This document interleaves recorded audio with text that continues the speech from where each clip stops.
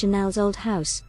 Well, it wasn't technically hers, but she did move her toothbrush in, then wallpaper and furniture followed. I'm an optimist, but I'm pretty sure that I am not alone in these woods. A lone lady, wandering, in search of Coco. A stone building, solid, brave, empty of Coco. Some vines climbing up as if to get high enough up to see into Coco's bedroom, to see her putting on her own perfume, or did she use Paco Rabanne or Prada or another brand, but kept it hidden away, scared that her customers would think her perfume was inferior? I don't know, I'm probably just overthinking again. A stove, a stepper machine. Wait, what? A stepper machine? My slender legs and that stepper are made to be together, living in harmony forever, sweating and panting. An electric meter, still connected. Coco is long gone, who pays the direct debit now? Let's go for a ghost's ride along the corridor. Actually I feel a little dizzy, it feels too real. Press the red button, stop the ride please. One last peek into the ghost corridor. The stonework is magnificent. But who cares, not the absentee owner who doesn't even look after the stepper machine. For someone that loves fashion so much, Coco forgot to buy decent light shades.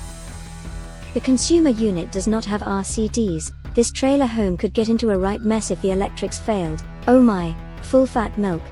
I'm more into semi-skimmed, all that fat, youch. It ain't fresh. What's inside? Who cares?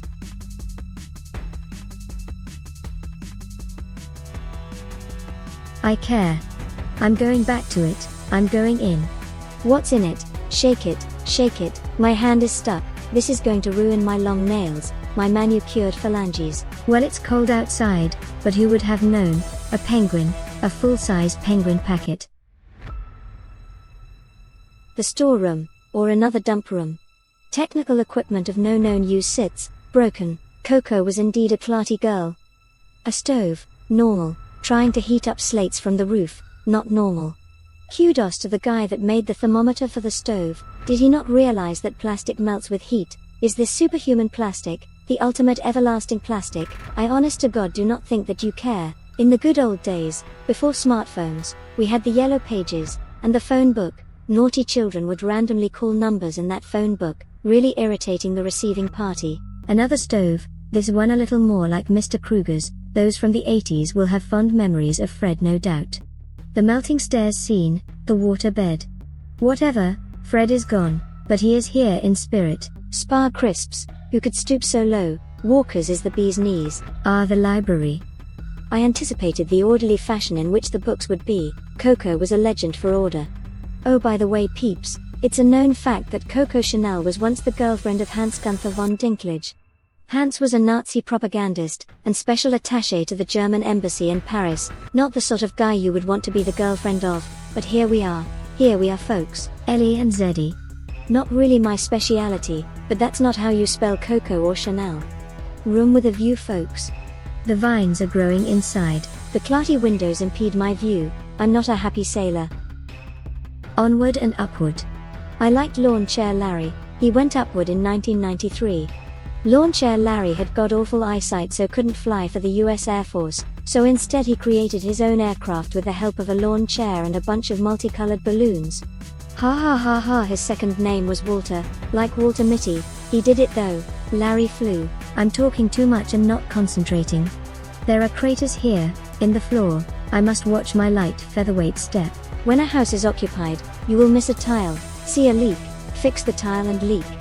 In abandoned homes, the leak gets bigger, it goes through the floor, it makes holes in the floor, it's a damn disgrace but not my house, not my monkeys, not my circus. Ooh, the poshest room in the house, I still think it's skanky, but then I am spoiled. The two chairs, in spanking new condition, sitting facing an unused fire. One pair of women's shoes, one pair of men's. Was Coco into both? Did she wear men's shoes? I am known to wear men's shoes on occasion, it's okay to be different.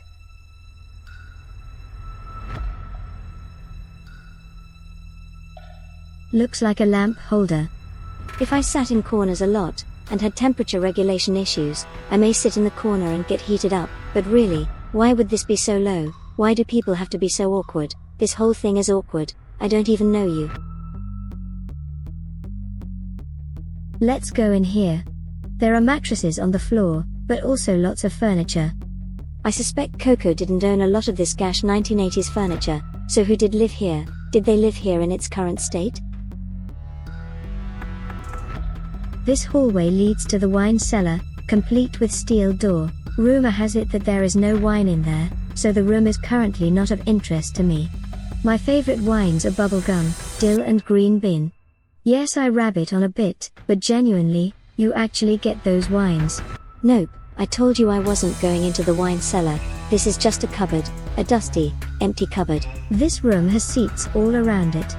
I could dance in the center, pirouette and dance until the cows came home. I could be the center of attention. Everybody in the club, all eyes on me, all eyes on the bot. Actually, I could forget all about dancing, my hair flowing, my chin high in the sky. This stonework is simply delish. Coco and her wealthy lover covered up the wonderful stonework and covered it with gypsum.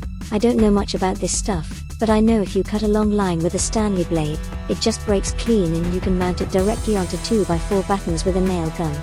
Oh, in going on, bless me, I spot my stepper again. I'm perspirating just gandering at it. I'm also perspirating thinking about the amount of work required to clean up this tip of a house. I refuse to clean it.